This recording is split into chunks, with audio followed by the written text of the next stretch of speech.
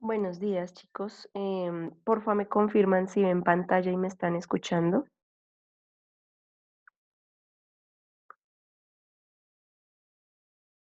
Buenos días, profe, sí.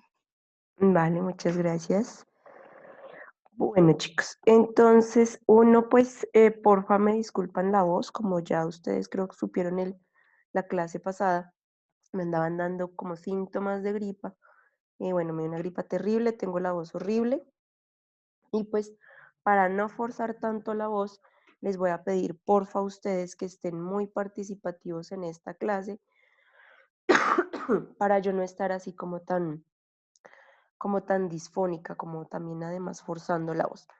Bueno, chicos, entonces, porfa, recuérdenme de qué hablamos la clase pasada.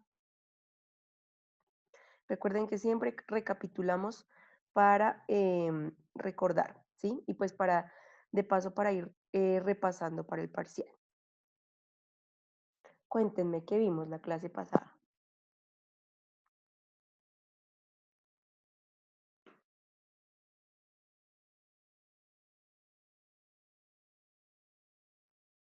¿Nadie?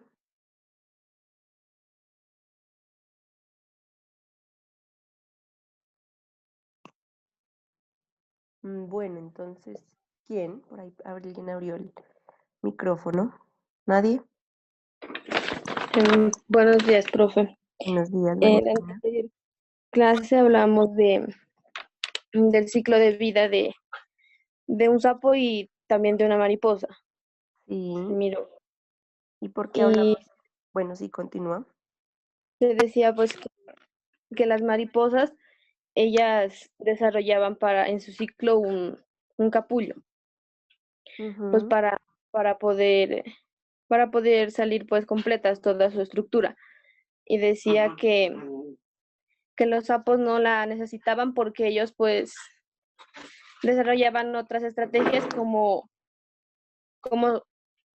como estar debajo del agua. ujú, Y también se habló de que para los sapos, para el desarrollo de los sapos, los huevos se los ponían en unas hojas, en las hojas pues de cualquier árbol, planta que esté cercana, pero a un cuerpo de agua. sí, exactamente. También se decía que,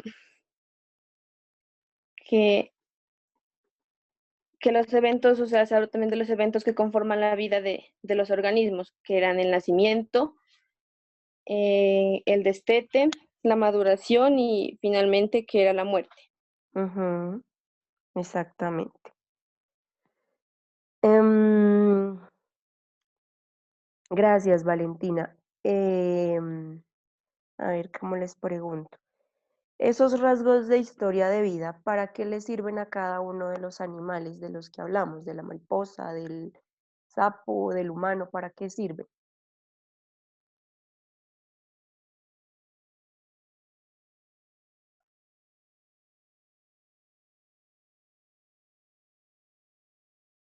Porque hablamos de rasgos de historia de vida.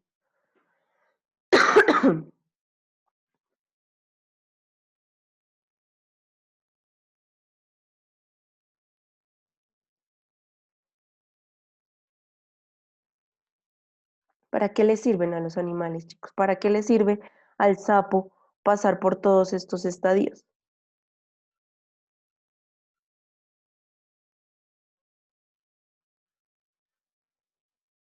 ¿Nadie?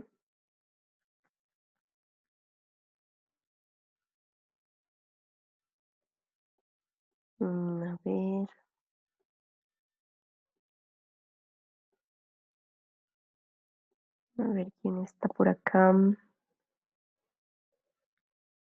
Poco le escucho la voz. Jacqueline, dime, ¿para qué le sirve a cada uno de los organismos eh, generar esos rasgos de historia de vida?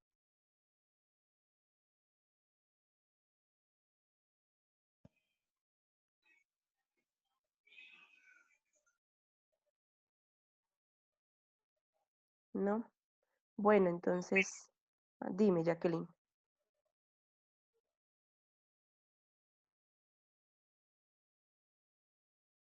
Bueno, Fiorella, estás ahí de primeras. Dime, ¿por qué le sirve a un organismo generar o tener rasgos de historia de vida? Pues, profe, no es como para alcanzar de su madurez, porque pasan de, Ujú, o sea, por un ciclo, como lo es el sapo, que él tiene que pasar, bueno, todos en general, que ujú. tenemos que pasar por un ciclo, un desarrollo, pues, para alcanzar cierta etapa de nuestra vida.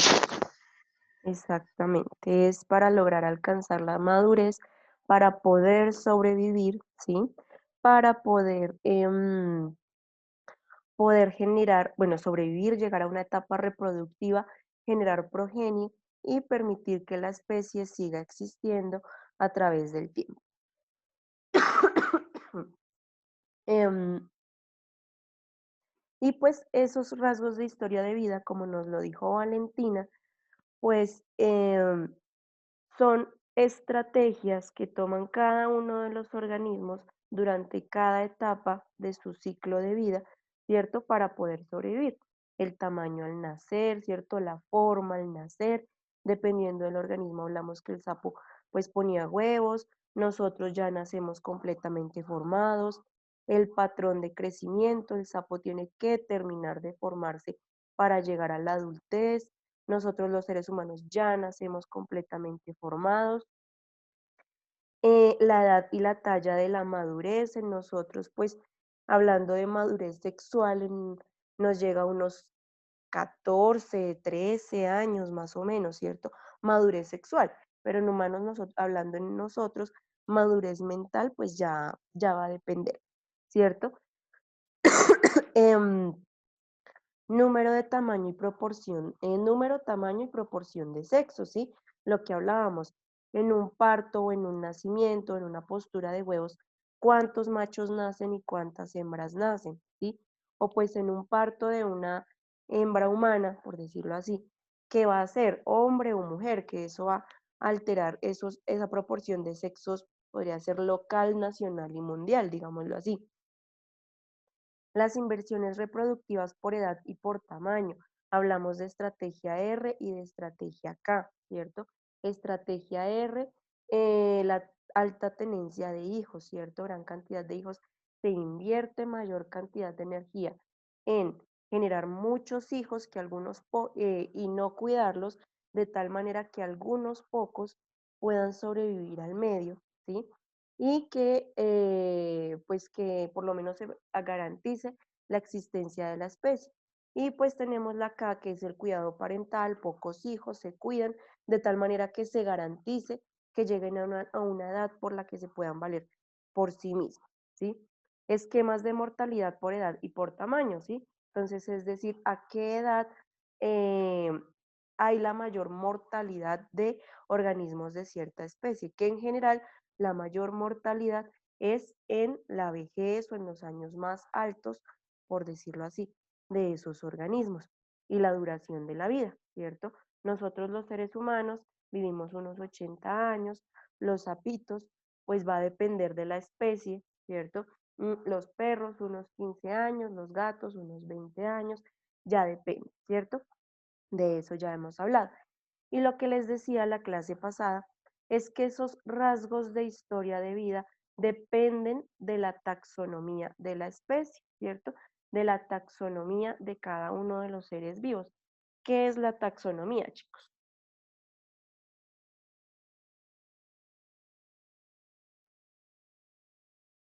Que lo vimos.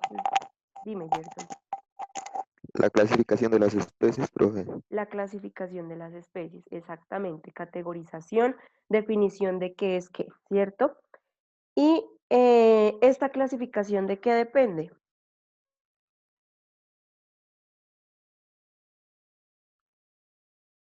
Mientras piensan, voy sacando mi cuadernito porque me olvidé sacarlo para tomar los puntos de participación. No se preocupen que los que iniciaron participando los tengo en mi mente. Vayan pensando de qué depende la clasificación de los seres vivos.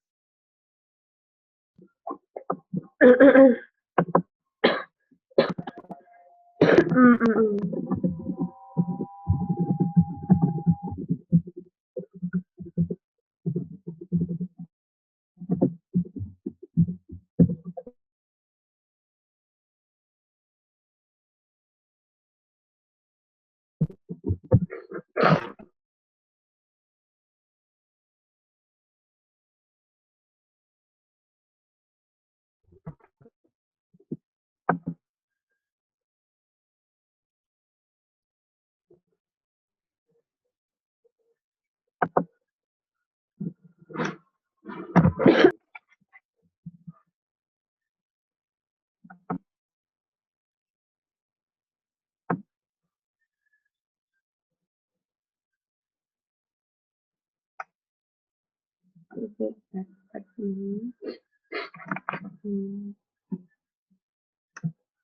importante para el entendimiento fundamental de la biodiversidad.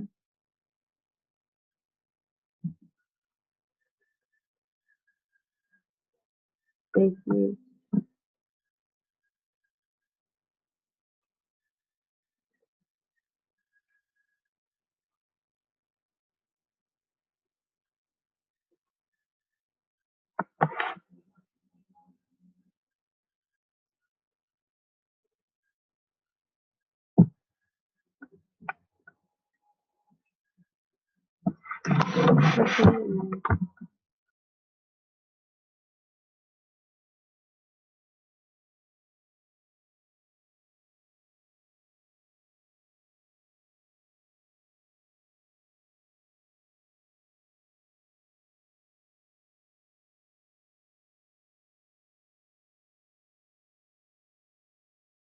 Listo, chicos. Ya cogí mi cuadernito y anoté las participaciones hasta el momento.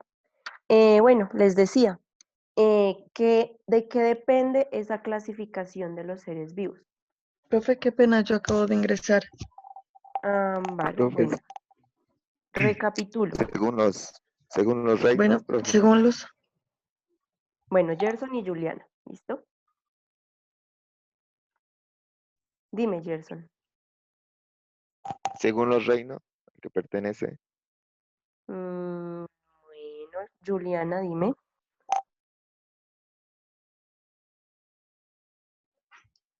Bueno, depende depende de las diferencias y semejanzas que tengan los organismos y cómo éstas son percibidas por el individuo. Y ya después de eso, de analizar esto, ya se divide en grupos y subgrupos. Exactamente. Depende de semejanzas y diferencias, pero esas semejanzas y diferencias son, en pocas palabras, la característica de cada uno de los seres vivos. ¿De qué se caracteriza un perro? ¿Por tener qué? ¿Cómo podemos decir, cómo podemos describir a un perro?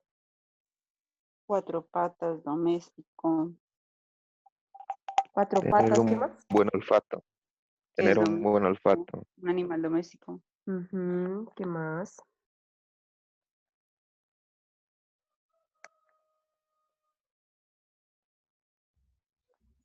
No su Amigas, figura en sí y Digamos las características físicas.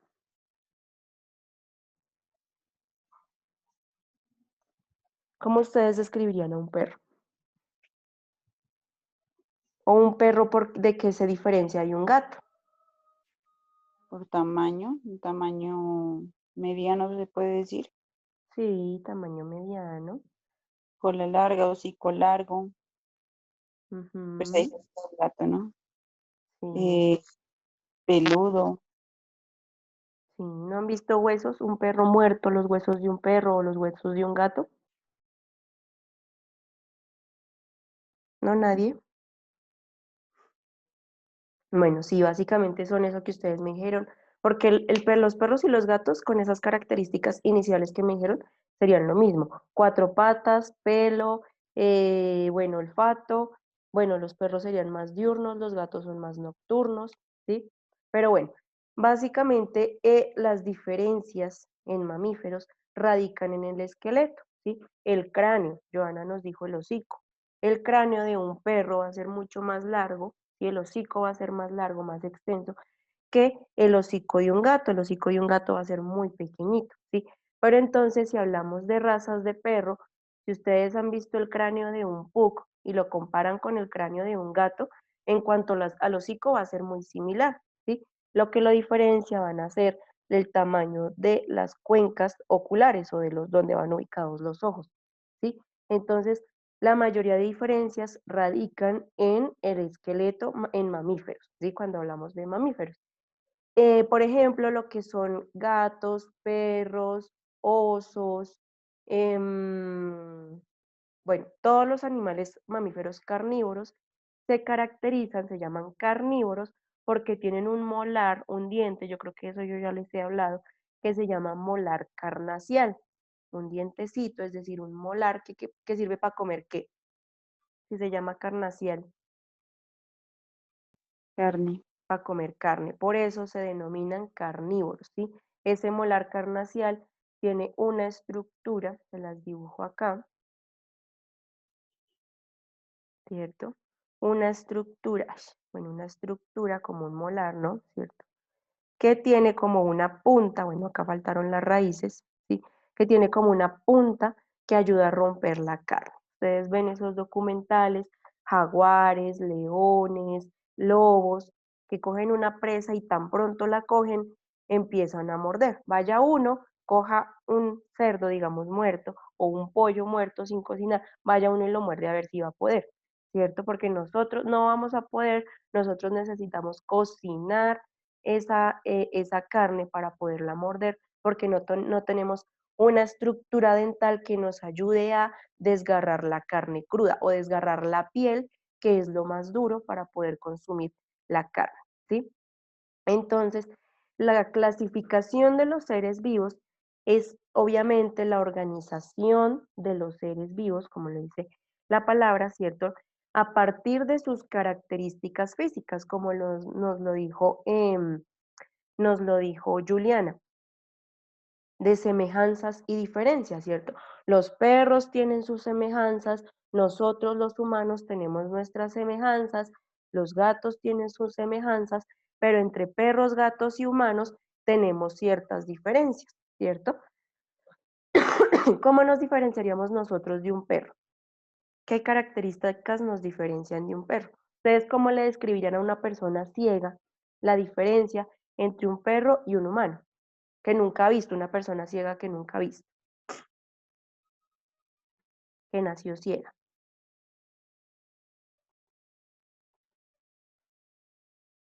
Podría ser el tamaño, la expresión, Ujú. El los pelo. rasgos, pues, Dime. ajá, la piel. Exactamente, nosotros tenemos poco pelo, los perros tienen mucho pelo, el mismo sonido, ¿cierto? Nosotros vocalizamos, ellos ladran o jadean, ¿cierto? Em, la disposición, ellos en 4 patas, nosotros en 2 patas, ¿cierto? Entonces hay muchas maneras de hablar de semejanzas y de diferencias. Y bueno, ya a lo que iba es que la clasificación está muy relacionada con estos rasgos de historia de vida, porque los rasgos de historia de vida le van a dar esa forma a ese organismo. Nosotros, ¿por qué caminamos en 2 patas y no en 4? Que creo que es por el equilibrio. Sí, por el equilibrio. Tenemos más equilibrio, los perritos y los gatos les es más difícil. ¿Por qué más?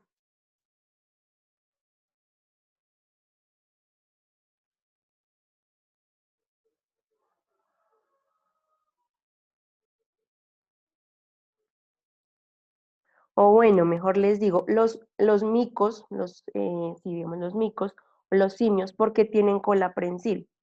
La cola prensil es esa cola que se enreda en la ramita.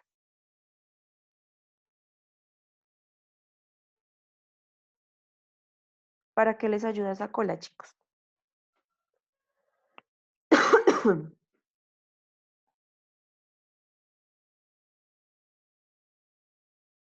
Nadie, chicos, ¿no han visto un mico brincando por la selva?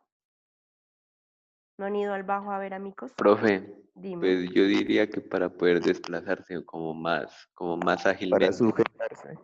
Para sujetarse y para desplazarse.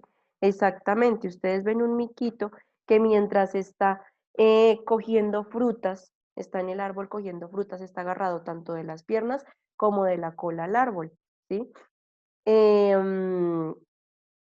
Al sapo, ¿para qué le sirve tener esa conversión de renacuajo a, a sapo, a adulto? ¿Para qué le sirve pasar como de una forma de pescado a una forma de sapo?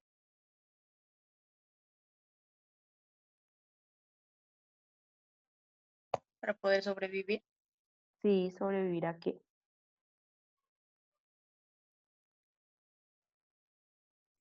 Pues sería Joana y luego Laura. Dime. Dale.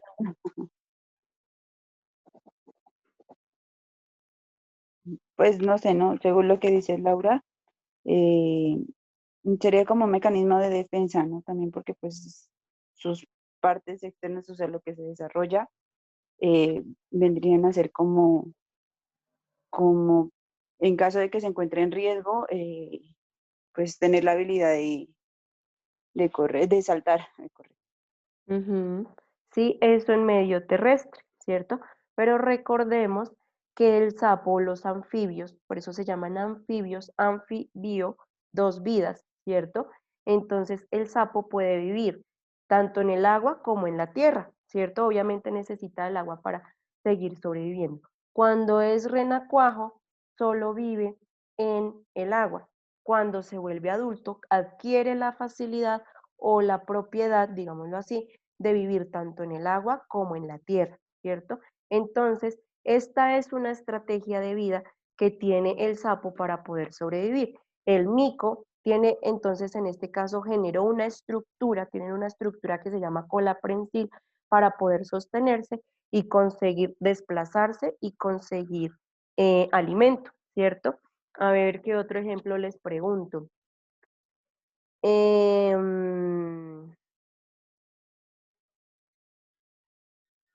A ver, ¿qué otra estrategia de vida les pregunto? ¿Para qué le sirve a una pulga tener poner gran cantidad de huevos? Hartísimos huevos.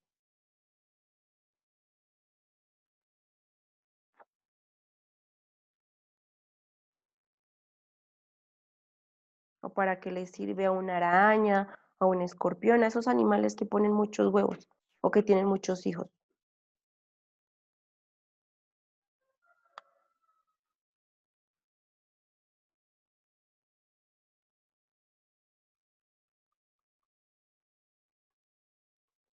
¿Nadie? Con eso se pretende asegurar la especie, es decir, que la especie continúe. Exactamente. Volvemos a hablar de la estrategia R, ¿cierto? De la tenencia de hartos hijos para que por lo menos unos pocos, poner muchísimos huevos para que por lo menos unos pocos lleguen a la adultez y a la reproducción, ¿sí? Para garantizar la supervivencia de la especie, como nos lo dice Juliana. Y vean que todas esas estrategias de historia de vida están influenciadas por la misma anatomía de la especie. Al mico le sirve tener su cola, la cola pues es una extensión de la columna vertebral. Al sapo pues su anatomía tiene que cambiar de ser como un pescado a ser como un sapo, ¿cierto? Para poder en ambos ambientes. A la pulga tendrá su método de reproducción con el macho, en su interior tendrá muchos huevos o opositará muchos huevos que conocemos o bueno, que en piojo serían esas liendras que tenemos, ¿cierto? Y entonces eso le va a garantizar a esa pulga, a ese mico, a ese sapo poder sobrevivir, ¿cierto? Y esas características anatómicas son las que nos dan la clasificación de los seres vivos, ¿cierto? Entonces, bueno, esto como ya lo vimos la clase, el semestre pasado, pues no es necesario. Acá todos creo que vieron biología conmigo. Y los que no vieron biología conmigo, lo habrán visto, supongo. Bueno, esto ya lo vimos, ¿cierto? Acá podemos hablar del árbol de la vida, ¿cierto? ¿Qué es el árbol de la vida, chicos?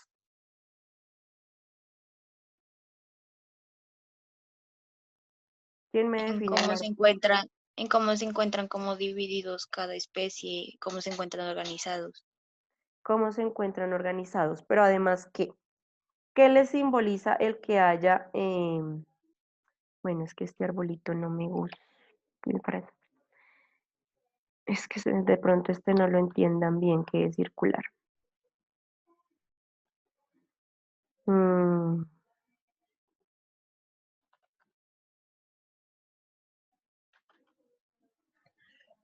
Es la historia de una especie y su evolución a través del tiempo.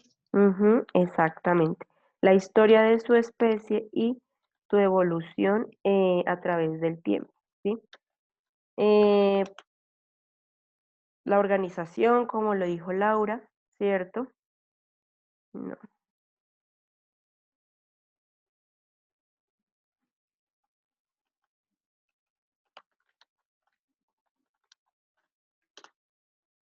Listo. Entonces tenemos este árbol, ¿cierto?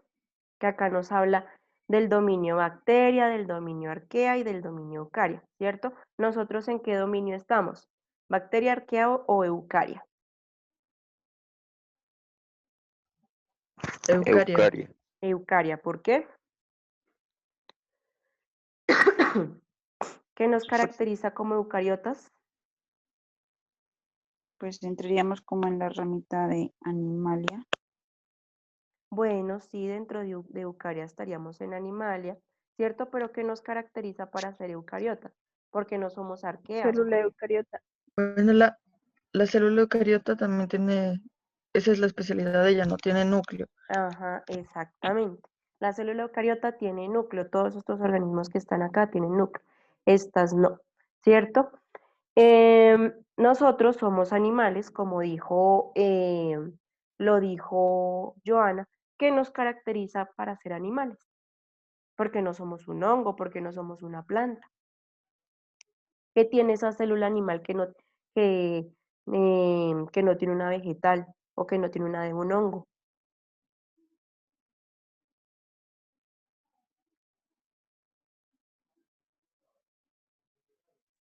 Membrana celular.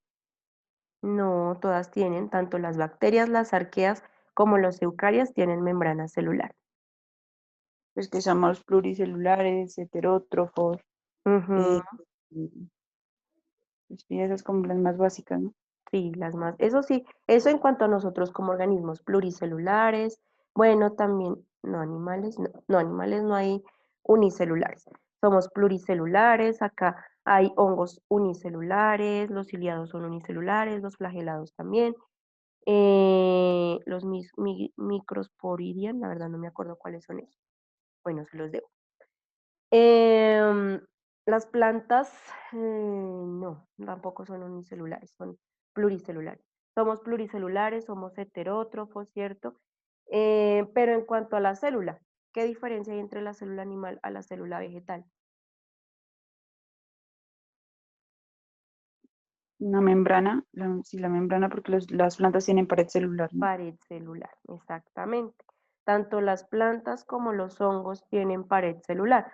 ¿Cuál es la diferencia entre la pared de las plantas y de los hongos?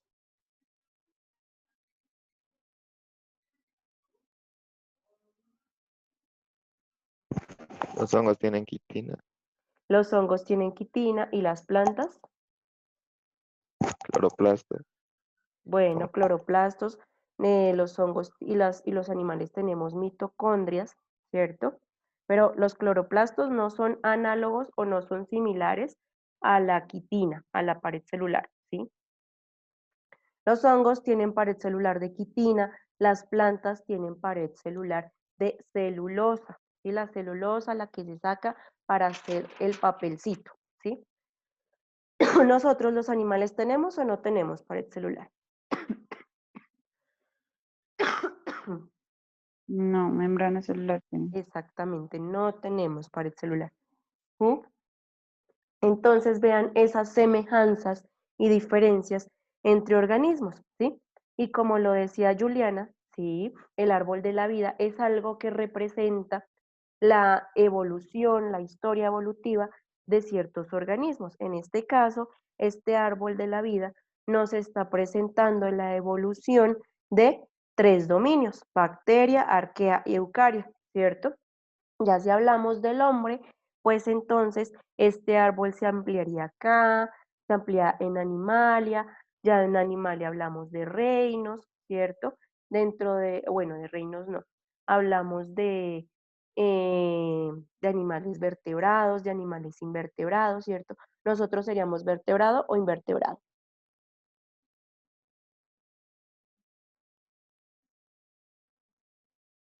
Vertebrados. Nosotros somos vertebrados. Exactamente. Por- Hablaríamos de vertebrados, ¿cierto?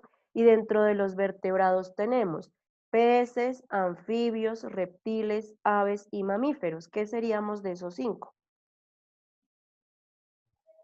Mamíferos. Mamíferos, exactamente. Mamíferos. Y dentro de los mamíferos tenemos carnívoros, omnívoros, herbívoros y Somos omnívoros. seríamos Omnívoros. omnívoros, ¿cierto?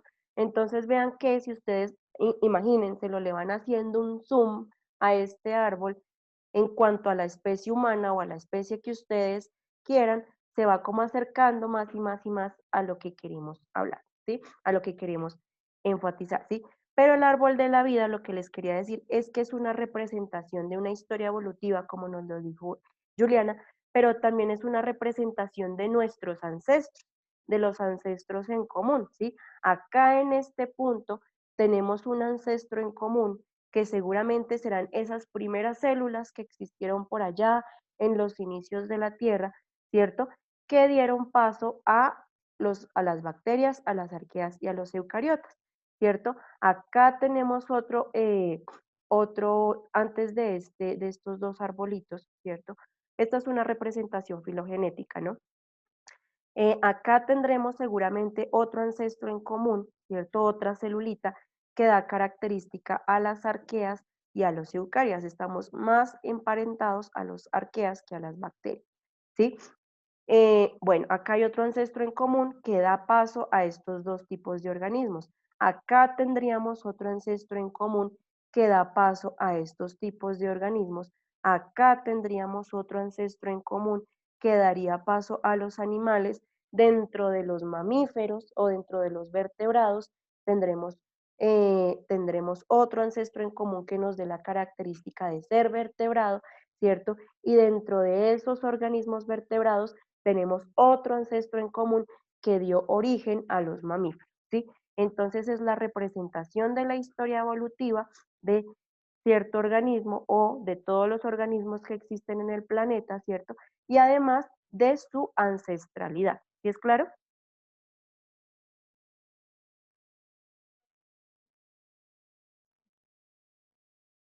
¿Es claro, chicos? Bueno, y esto es lo mismo, parece que esto está como un poquito más, bueno, ya Sí, depende. profe. Vale, gracias. Ya depende del organismo del que estemos hablando, ¿cierto? Es un arbolito en el cual podemos hacer zoom, ¿sí? Acá esto es como mi representación para que ustedes pudieran entender que tenemos 3 dominios, ¿cierto? Dentro de bacteria y dentro de eucaria tenemos ciertos reinos, monera y protista, ¿cierto? Dentro de eucaria tenemos fungi, plantae, animal, ¿cierto? Dentro de los hongos, pues tenemos un único filum, que son los eumicetos, que tenemos todos estos hongos, ya sabemos cuál es cada uno de ellos. Tenemos las plantas, ¿cierto? Que están las algas y las plantas no vasculares y las plantas vasculares. ¿Cuáles serían las plantas no vasculares y cuáles serían las plantas vasculares? ¿O qué es vascularización?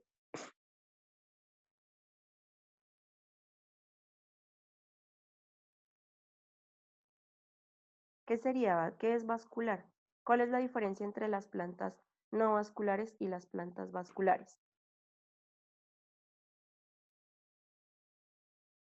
Bueno, mientras van pensando, como nos queda menos de un minuto, salimos y volvemos a iniciar. ¿Listo, chicos?